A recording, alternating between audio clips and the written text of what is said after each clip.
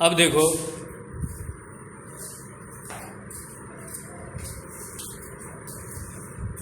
लिखा है my good right hand.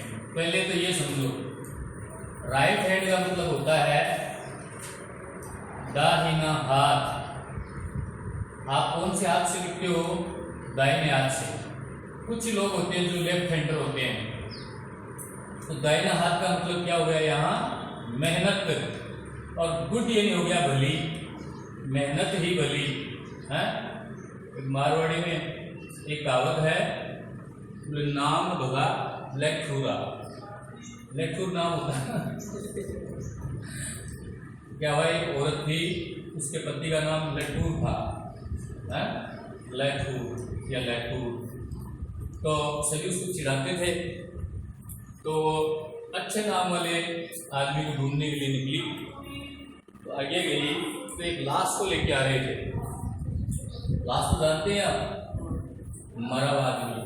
तो उसने पूछा भाई इसका क्या नाम है? बोले इसका नाम था अमरा। बोले अमरा नाम था फिर भी मर गया है? तो ऐसे उसने 4-5 अच्छे नामों वाले लोग मिले, तो वो सारे के सारे नाम के विपरीत काम होते हुए पाए गए। तो उसने कहा कि मरता देखा अमरा, और वो क्या किसी का नाम था धनवान का नाम जैसा, तो उसको मैंने भीख मांग के देखा, उसी तो नाम बोला लठूरा। मेहनत ही भली। कविता जो कह रहा है, इस कविता का नाम क्या है? भली मेहनत मेरी भली मेहनत। राइट हैंड का मतलब मेहनत। चार्ल्स मैके, इस कवि का नाम है चार्ल्स मैके। ये कवि कहता है, क्या कहता है? कवि कहता है कि वह आई फेल इनटू ग्रीफ का मतलब मैं दुख में था। वह दुख में था, एक दुखपूर्ण स्थिति में था। एंड बिगेन टू कंप्लेन का मतलब शिकायतें करने लगा। एक कवि ने कभी कहा है, कहीं क्या कहा है कि रहीमन मन ही राखिए, रहीमन मन ही राखिए बाट, रहीमन निज मन की व्यथा। क्या बोला? रहीमन निज मन की व्यथा, मन ही राखो गोय, मन ही राखो गोय।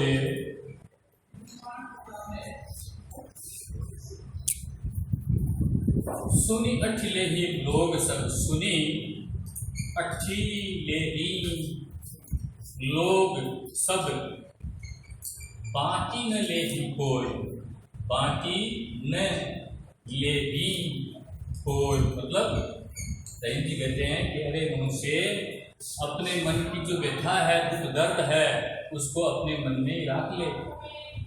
ये जो लोग है ना, सुन करके अठिले ही का मतलब हंसी मजाक उड़ाएंगे उसका। बाटी न ले ही कोई भी दुख में हाथ नहीं बटाएंगे, साथ नहीं बटाएंगे। यहाँ भी कवि यही कह रहा है कि मैं दुख में था, और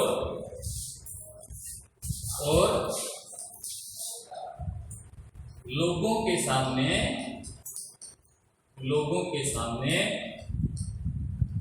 अपने दुख की शिकायत करने लगा है? या लोगों के सामने इस दुख का रोने लगा।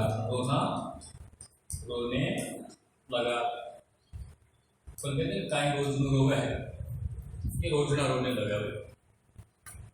फिर क्या कहता है कवि कि मैंने एक सच्चे मित्र की खोज की। सच्चा मित्र कैसे?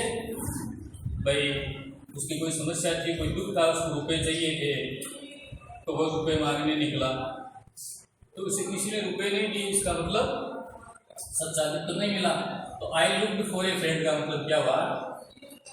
मैंने एक सच्चे मित्र की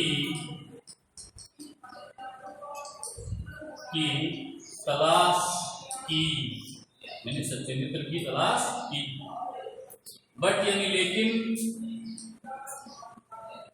sought him in vain, यानी इसके लिए जो मैंने खोज की ना, sought यानी तलाश, आई मैंने उसकी जो खोज की वो खोज व्यर्थ रही, लेकिन मेरी तलाश व्यर्थ गई, मेरी तलाश व्यर्थ गई। व्यर्थ गई का मतलब सच्चाई तक नहीं मिला कोई भी। क्या हुआ बताओ? कंपेनियंस यानी संगी साथी, संगी साथी जानते हो, साथ में उठने बैठने वाले। वर साई, साई का मतलब इच्छा नहीं थी, इच्छुक नहीं थे मदद करने के। संगी साथी मदद करने के इच्छुक नहीं थे, संगी साथी मदद करने के इच्छुक नहीं थे। फिर लिखा है एक्वांटेंसेस, एक्वांटेंसेस यानी जान पहचान वाले, जान पहचान वाले।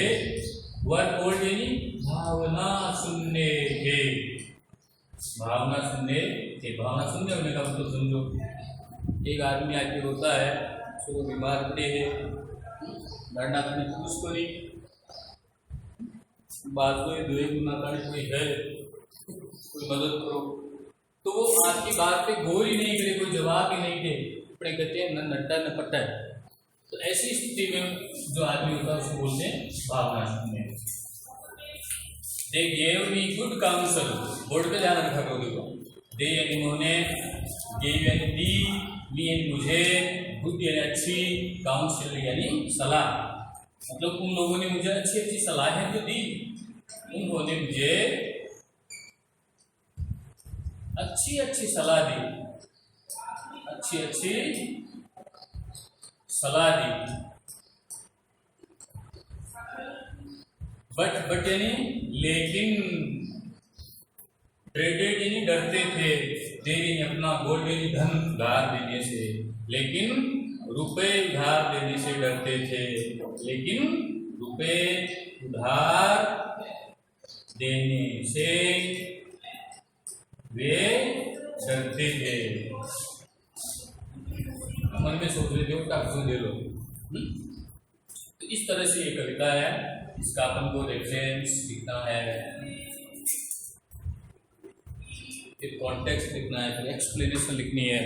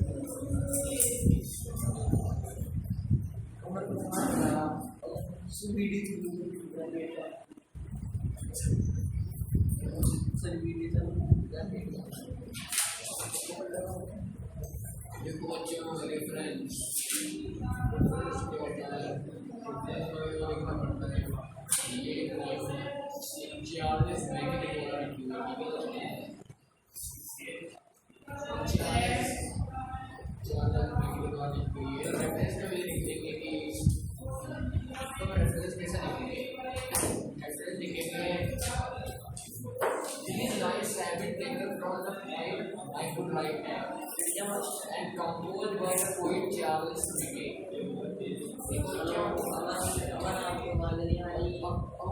का कॉन्टेक्ट नहीं लिखना है। कॉन्टेक्स्ट में क्या है कि इन ये जो लाइन है इनके अंदर कवि क्या बताना क्या चाहता है, सही ठीक है। और फिर एक्सप्रेशन में हम इसके सर ये बीच में बोलना है सर अमित भी बोल रहा है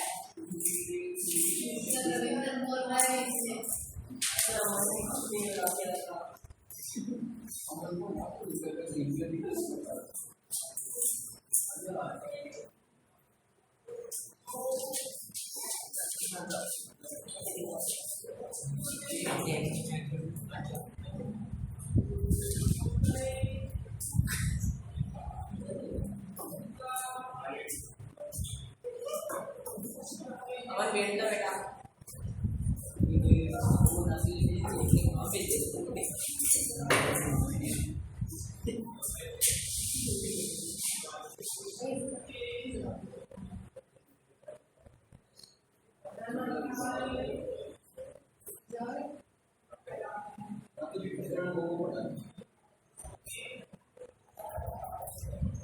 सर अभी बीच में गया वीडियो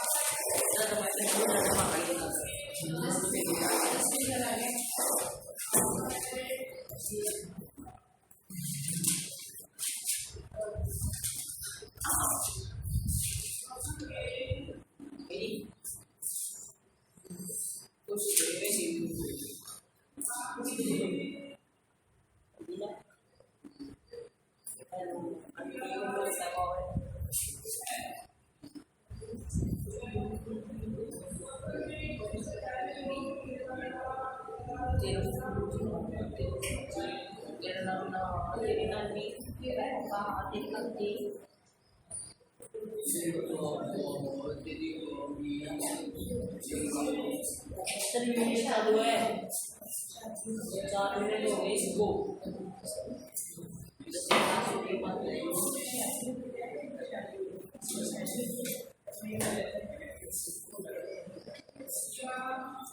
खोल दे